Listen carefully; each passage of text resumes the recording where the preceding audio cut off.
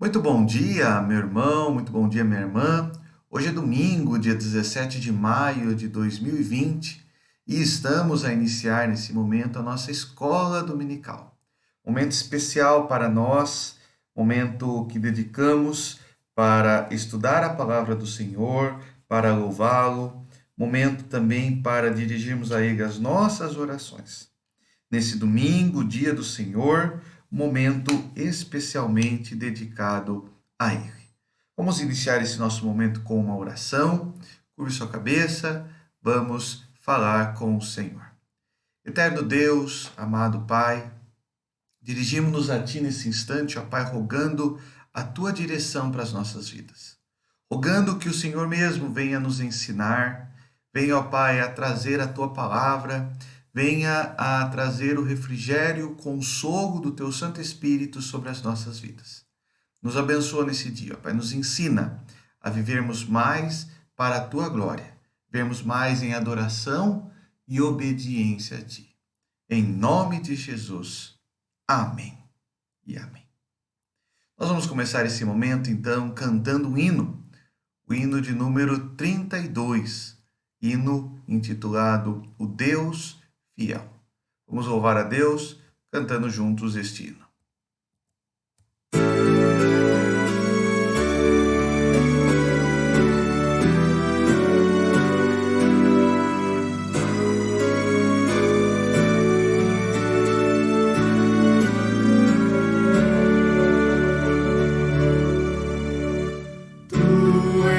Fiel, Senhor, ó Pai celeste, Deus Filho Santo.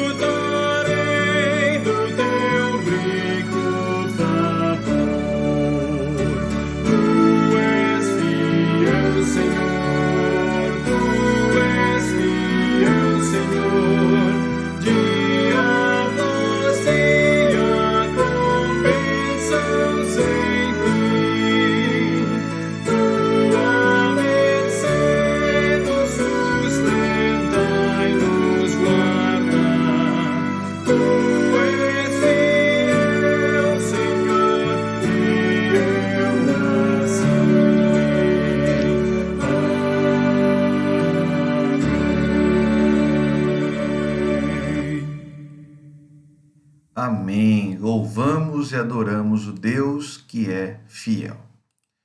Hoje, o tema de nosso estudo desta manhã se encontra no Evangelho de Mateus, capítulo 17.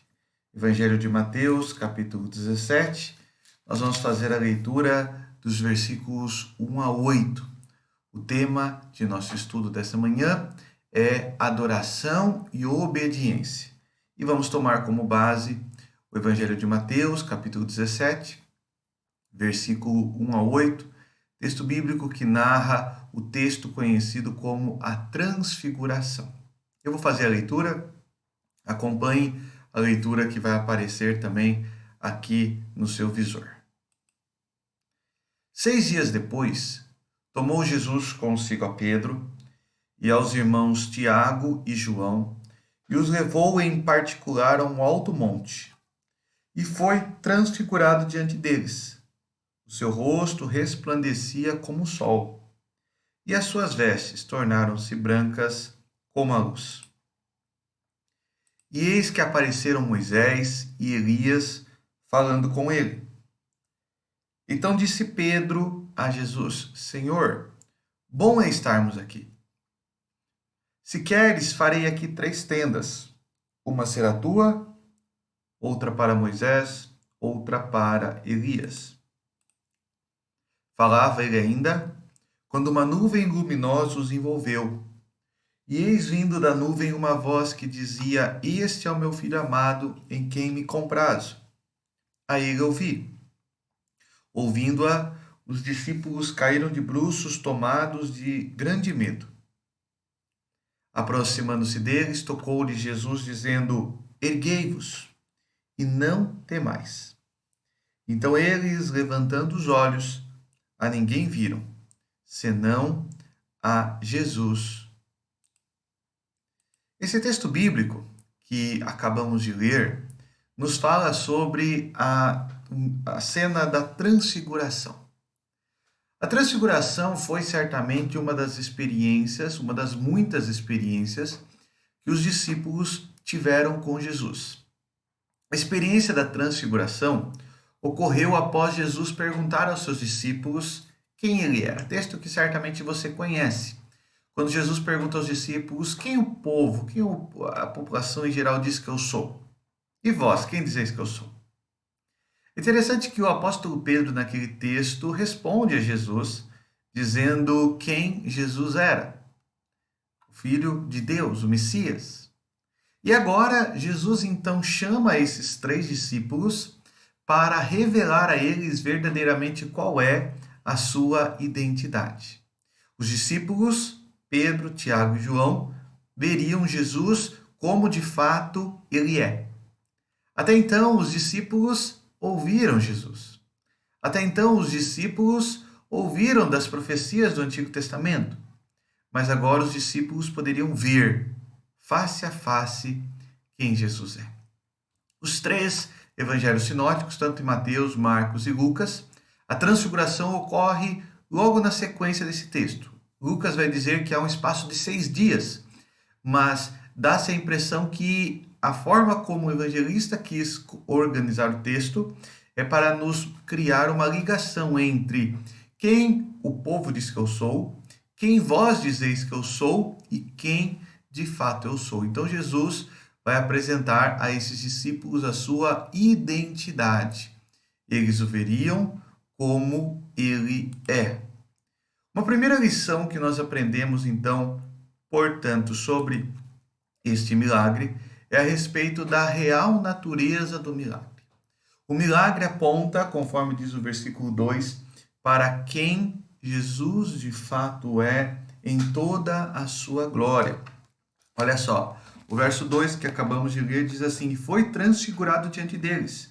O seu rosto resplandecia como o sol, e as suas vestes tornaram-se brancas como a luz. A glória estava em Cristo. Por alguns instantes, por algum tempo, ela não foi vista.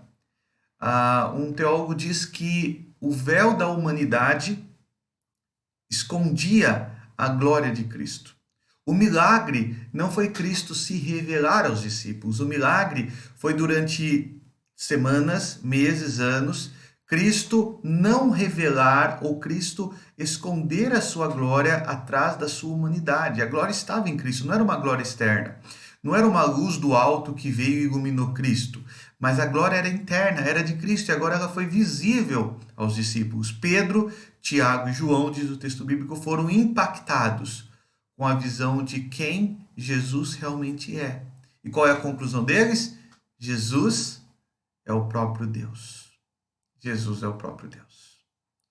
Uma primeira aplicação, então, que nós chegamos nesse começo do nosso estudo bíblico é que, da mesma forma que eles foram impactados pela certeza de que Cristo é Deus, a palavra nos revela quem é Jesus.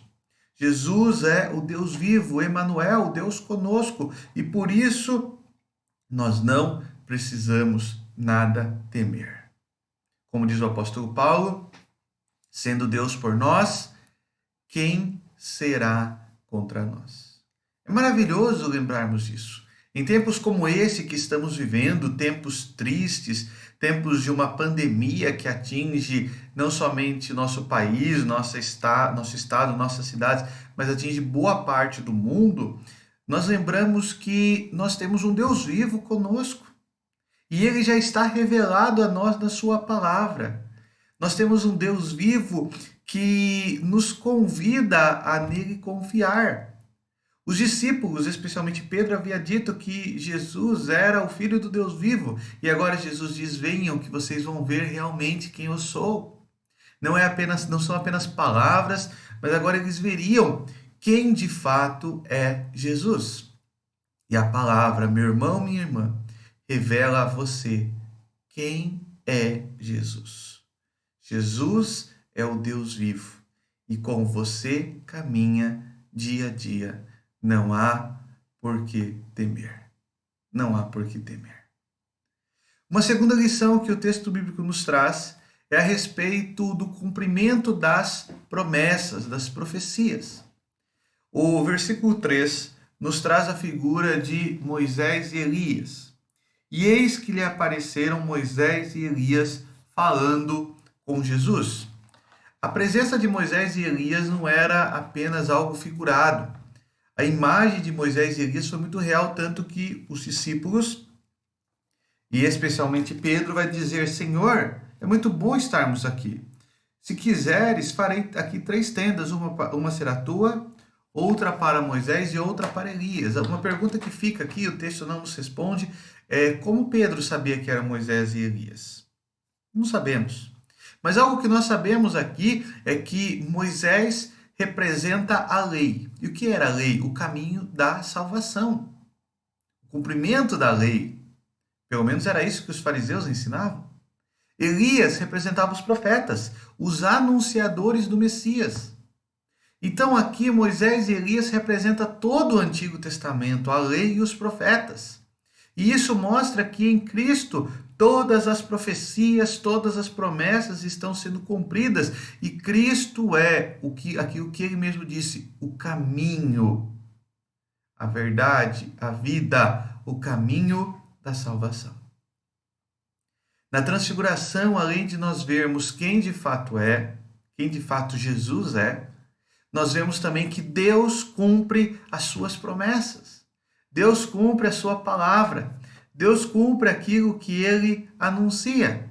Uma segunda aplicação, portanto, que nós chegamos aqui é que nenhuma das promessas divinas deixou ou deixará de ser cumprida. E uma promessa especial que eu quero lembrar você nessa manhã é que ele prometeu que estaria conosco todos os dias. Portanto, não tema. Em tempos difíceis como esses, muitas vezes nós tememos dizendo que nós somos fracos, pequenos e frágeis. Sim, nós somos fracos, pequenos e frágeis, mas maior é o que está conosco do que os que estão contra nós. Ou como citei há pouco, se Deus é por nós, quem será contra nós? Ele cumpriu as promessas, as profecias do Antigo Testamento. Ele cumpriu a promessa que falava sobre a obediência à lei para a salvação. Ele cumpriu a promessa que falava que viria o Messias, o Filho do Deus vivo. Ele cumpriu as promessas a respeito de todos os seus anúncios do Antigo Testamento, e ele prometeu também estar conosco. Ele prometeu que não nos viria tentação que não fosse humana. Ele prometeu ainda também que estaria conosco todos os dias até o fim dos séculos. E ele cumpre as suas promessas. Ele está com você. Não há motivos para temer. Nenhuma das promessas de Deus deixou de ser cumprida. Mas há uma terceira e última lição que eu gostaria de destacar aqui, é que a narrativa da transfiguração nos ensina também sobre ouvir o Filho de Deus. Na transfiguração, Deus, o Pai, mostra-nos a importância de ouvirmos o Filho. E quem é o Filho? O Verbo encarnado. A glória do Pai ali manifestada aponta para Cristo, aponta para os seus ensinos, os seus mandamentos, as suas palavras. Portanto, tudo isso é vindo ou tem como origem o próprio Deus. Deus confirma isso. Nos dias de Jesus, isso foi fundamental, foi de grande importância.